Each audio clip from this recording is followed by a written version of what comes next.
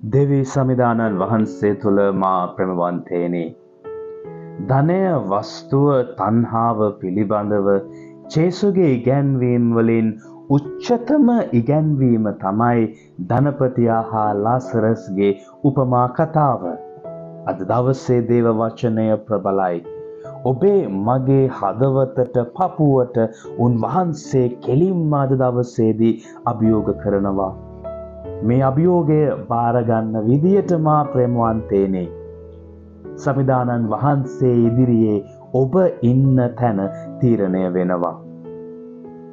අද කතාවේ උපමා කතාවේ ඉන්නවා නළුවෝ දෙන්නෙක්. එක්කෙනෙක් අම්බානෙකට පොහොසත් ධනපතියෙක්. අනිත් කෙනා අම්බානෙකට දුප්පත් හිඟන්නෙක්. ප්‍රේමවන්තේනේ. අපි මිනිස්සු දිහා බලන විදියට මේ සමාජය හිතන පතන විදියට සමාජය පිළිගන්න විදියට සල්ලි තිබුණොතින් තමයි මිනිස්සෙකුට පිළිගැනීමක් තියෙන්නේ. යහමින් මුදල් හදල් තිබුණොත් ඉඩකඩම් තිබුණොත් වාහන කාර් එකක් දෙකක් තිබුණොතින් සමාජයේ මොන තත්වයක හිටියත් ඔහුට පිළිගැනීමක් තියෙනවා. සල්ලි තිබුණොතින් විතරයි පිළිගැනීමක් තියෙන්නේ. ප්‍රේමවන්තේනි, හොරෙක් වුණත් සල්ලි තියෙනවා නම් සමාජය ඇතුලේ පිළිගැනීමක් තියෙනවා. සල්ලි නැත්තම් මේ සමාජයේ කවුරුත් පිළිගන්නේ නැහැ. මේ සමාජයේ ඇතුලේ සල්ලි නැත්තම් කෙනෙකුට ඩෙන්ටිටි එකක් අනන්‍යතාවයක් නැහැ. ඕක තමයි අපි හිතන පතන විදිය, මේ සමාජ ක්‍රමය දුවන විදිය. හැබැයි ජේසුගේ ඉගැන්වීම, ජේසු හිතන පතන විදිය ප්‍රේමවන්තේනි ඔයිට වඩා වෙනස්. ඒ ජේසු හිතන පතන විදිය අද උපමා කතාවේ ඔබට මට හම්බ වෙනවා. දැන් බලන්න ධනපතියා. මේ උපමා කතාව ඇතුලේ ධනපතියට නමක් නැහැ.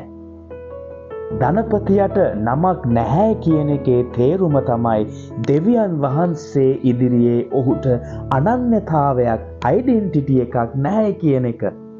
දේව රාජ්‍ය තුල ඔහුට පිළිගැනීමක් නැහැ කියන එක. ශුද්ධ ලියවිල්ල තුල කාට හරි නමක් නැත්නම් ඒකේ තේරුම තමයි දෙවියන් වහන්සේගේ ඇස් ඉදිරියේ ඔහුට පිළිගැනීමක්, අනන්‍යතාවයක් නැහැ කියන එක.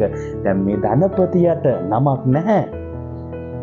හැබැයි බලන්න ලාසරස්ට මේ හිඟන්නට තියෙනවා නමක්. ඒ නම තමයි ලාසරස්. මේ ලාසරස් කියන නමේ තේරුම තමයි ප්‍රේමවන්තේනි God helps, දෙවිදානෝ සරණය වනසේක. ධනපතියට නමක් නැති වුණාට මේ හිඟන්නට නමක් තියෙනවා. ඔහුගේ නම ලාසරස්. ඒකේ තේරුම තමයි මේ හිඟන්නට දෙවියන් වහන්සේගේ ඇස් ඉදිරියේ අනන්‍යතාවයක්, පිළිගැනීමක් තියෙනවා කියන එක. දැන් බලන්න මේ ධනපතියා ජීවත් වුණේ කොහොමද? ශුද්ධ ලියවිල්ල හරි අපූර්වට කියනවා මෙහෙම: අගනා නීල රක්ත වස්ත්‍ර හා සිනිදු සේද රෙදි හැඳගත්. ප්‍රේමවන්තේනි, ඒ කාලේ හැටියට නීල රක්ත ඒ කියන්නේ දම්පාට ඇඳුම් අඳින්නේ සමාජයේ ඉහළම පැලැන්තියේ හිටපු මිනිස්සු. ඒ කියන්නේ රාජකීය මිනිස්සු, රොයල් ෆැමිලි එකක මිනිස්සු. ඒකේ තේරුම තමයි මේ ධනපතියා කියලා කියන්නේ සමාජයේ ඉහළම පැලැන්තියේ හිටපු මිනිස්සෙක්, රාජකීය මිනිස්සෙක්, සල්ලි තිබිච්ච මිනිස්සෙක්. ඊළඟට කියනවා සිනිදු සේද රෙදි ඇඳගත්. ඒ කියන්නේ ලිනන් රෙදි. ප්‍රේමවන්තේනි, ඒකේ තේරුම තමයි මේ මිනිස්සයාට ඕන තරම් ගැහැණු අය හිටියා Tamanගේ මනදොල සන්තර්පණය කරන්න.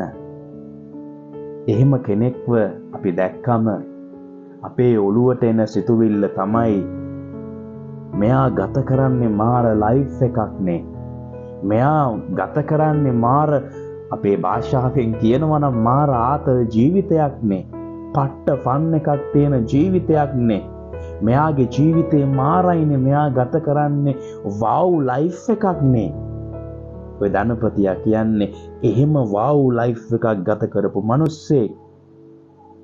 තවත් ශුද්ධ ලියවිල්ල කියනවා මෙයාගේ ගේ වටේටම තිබුණ තාප්පයක්. ඒකේ තේරුම තමයි ප්‍රේමවන්තේනි සුරක්ෂිතභාවය, සිකියුරිටි.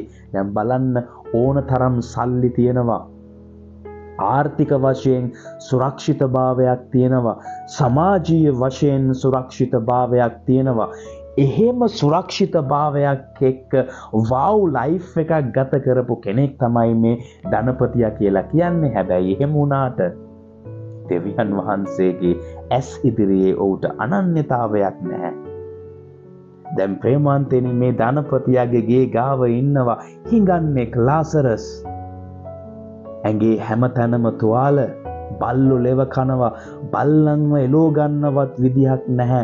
වව් ලයිෆ් එකක් නෙමෙයි ගත කරේ, මහා දුක්ඛිත අන්ත අසරණ කාලකන්ණි ජීවිතයක්.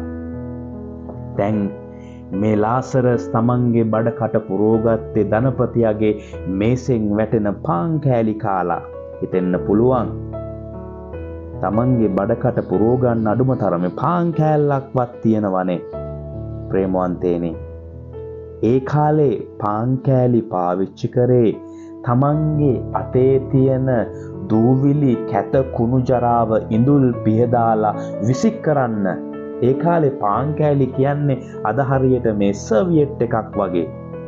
තමන්ගේ අතේ තියෙන කුණු මේ ජරාව දූවිලි මේව විසික් කරන්න තමයි පාන් කෑලි පාවිච්චි කරේ. දැන් මේ ලාසරස් කන්නේ තමන්ගේ බඩකට පුරෝගන්නේ. ධනපතියා තමන්ගේ අත පිහදාලා තමන්ගේ කුණු ජරාව පිහදාලා විසික් කරපු පාන් කෑලි වලින් බල්ලෙක්ටත් වඩා මහා කාලකන්ණි තැනක තමයි ජීවත් වුනේ. මේ ගෙන්දගම් පොළවේ ප්‍රේමවන්තේනි අපි මොන විදියට ජීවත් වුණත් දවසක් එනවා මේ හැම දෙයක්ම දාලා පස්සියට වැළලෙන. ওই දවස උදා වුණා ධනපතියටයි ලාසරස්ටයි. දෙන්නම මැරුණා. මොකද වෙන්නේ? ධනපතියා ගියා නරකාදියට, ලාසරස් ගියා පාරාදීසයට, ආබ්‍රහම්ගේ තුරුල්ලට. ඇයි ධනපතියට මෙහෙම වුනේ? සල්ලි තිබිච්ච හින්දාද? ධනය තිබිච්ච හින්දාද? සල්ලිද ප්‍රශ්නේ, ධනයද ප්‍රශ්නේ? නෑ ප්‍රේමවන්තේනි. සල්ලි, ධනය, වස්තුව කියලා කියන්නේ දෙවියන් වහන්සේගෙන් ඔබට මට ලැබෙන ආශිර්වාදයක්. ඒක උරුමයක්. එහෙනම් ප්‍රශ්නය තියෙන්නේ කොහෙද? හොඳට මතක තියාගන්න. ප්‍රශ්නය තියෙන්නේ සල්ලි වල නෙමෙයි. ඔබ හම්බ කරන වස්තුවේ ධනය නෙවෙයි. ප්‍රේමවන්තයනි ප්‍රශ්නය තියෙන්නේ හිතේ තෙතමනයක් නැති කමේ. ප්‍රශ්නය තියෙන්නේ හිතේ තෙතමනයක් නැති කමේ. ප්‍රශ්නය තියෙන්නේ දුක්ඛිත මිනිස්සුන්ව දැක්කම, පීඩිත මිනිස්සුන්ව දැක්කම, දිලිඳුවන්ත අසරණ දුගියන්ව දැක්කම අපේ පපුව උණු වෙන්නේ නැති කමේ. ඔතනයි තියෙන ප්‍රශ්නය, සල්ලි වල නෙමෙයි. අඩුම තරමේ පර්ස් එක ඇරලා කීයක්වත් දෙන්න තරම්වත් අපේ හදවත උණු වෙන්නේ නැති කමේ තමයි ප්‍රේමවන්තයනි ප්‍රශ්නේ තියෙන්නේ. ලාසරස් මේ ධනපතියාගේ මේසෙන් වැටෙන පාන් කෑලි අහුලගෙන කද්දී ධනපතියට තිබුණේ නෑ ලාසරස් දිහා බලලා මේ මිනිහයාට ආදරය කරන්න හිතේ තෙතමනයක්. ඔන්න ඔතනයි ප්‍රේමවන්තයනි ප්‍රශ්නේ තියෙන්නේ. උත්පත්ති කතාවට ගියාම කායින් තමන්ගේ සහෝදරයව මරනවා, ආබෙල්ව මරනවා. ආබෙල්ව මරලා හැංගි ඉද්දී දේවතාත්තා කායින්ට කතා කරලා අහනවා ප්‍රශ්නයක්. Where is your brother? ඔබගේ සහෝදරයා කොහෙද? ප්‍රේමවන්තයනි මට හිතෙනවා අන්තිම විනිශ්චය දවසේදී දෙවි සමිදානන් වහන්සේ අපෙන් අහන ප්‍රශ්නයත් ඕකමයි. Where is your brother? Where is your sister?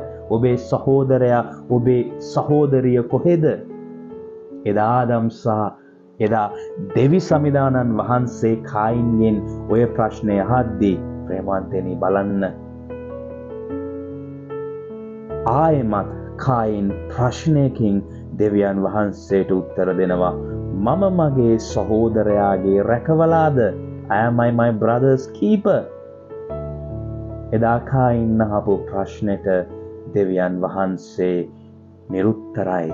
උන්වහන්සේ උත්තර දෙන්නේ නෑ කල්ප කාලාන්තරයක් තිස්සේ. හැබැයි එදා කායින් අහපු ප්‍රශ්නයට උත්තර දුන්නේ ජේසු. උත්තර දුන්නේ කුරුසේ යන ගැහිලා තමන්ගේ සහෝදරයා වෙනුවෙන් තමන්ගේ මිත්‍රයා වෙනුවෙන් ජීවිතේ දීලා තමන්ගේ ලේ හලලා ඔබයි ඔබේ සහෝදරයාගේ රැකවලා. ඒකයි ජේසු දුන්න උත්තරය එදා කායින් ආපු ප්‍රශ්නයට. ඔබයි ඔබේ සහෝදරයාගේ රැකවලා. ප්‍රේමවන්තේනි, ජේසු මිනිසුන්ට ප්‍රාතිහාර්ය කළේ, මිනිසුන්ව සුව කළේ උන්වහන්සේට සමාජය ඇතුලේ පොරක් වෙන්න නෙමෙයි, කැපිලා පේන්න නෙවෙයි, තරුවක් වෙන්න නෙමෙයි. ඔබේ හැම පරිච්ඡේදයක්ම කියවද්දී ශුද්ධ ලියවිලි හරි කතුවරය හරි අපූර්වට කියනවා මේ මිනිස්සු දැක උන්වහන්සේගේ පපුව උණුනා, උන්වහන්සේ දයානුකම්පාවෙන් ඇලලී ගියා කියලා. ජේසු ප්‍රාතිහාර්ය කළේ මේ මිනිස්සු දුක් විඳිනව බලාගෙන ඉන්න බැරි හින්දා. ජේසුගේ පපුව උණුනා. හදවතේ තෙතමනය තිබිච්ච හින්දායි එහෙම වුණේ. අන්නේ නිසාම මා ප්‍රේමවන්තේනි, අද දවසේදී ජේසු ආරාධනා කරන්නේ එහෙම උණු වෙන හදවතක් ඇති කරගන්න. හදේ තෙතමනය තියෙන හදවතක් ඇති කරගන්න. ප්‍රශ්නය සල්ලි නෙවෙයි. ප්‍රශ්නය තමයි මම ඔබට ආයමත් කියනවා. ප්‍රශ්නය තමයි දුක්පත් අසරණ මිනිස්සෙක්ව දැක්කම අපේ හදවත උණු වෙන්නේ නැති එක, කකියන්නේ නැති එක. ඔතනයි ප්‍රශ්නේ තියෙන්නේ. අනේ නිසාම දවසේදී අපි සමිදානන් වහන්සේට අපි යාඥා කරමු ඒ උණු වෙන හදවත දෙන්න කියලා. තෙත් වෙන හදවත දෙන්න කියලා. උන්වහන්සේ කවදා හරි දවසක හදේ where is your brother? මේ සහෝදරයා සහෝදරිය කෝ කියලා කායින් දෙන උත්තරය දෙන්න නෙවෙයි. මම මගේ සහෝදරයාගේ රැකවලාද ස්වාමිනී කියලා අහන්න නෙවෙයි. නෑ ස්වාමිනී, මම මගේ සහෝදරයා වෙනුවෙන් කැප වුණා, වැය වුණා. අන්න ඒ උත්තරය දෙන්න, බලය, ශක්තිය දෙන්න කියලා අද දවසේදී අපි යාඥා කරමු. ආමෙන්.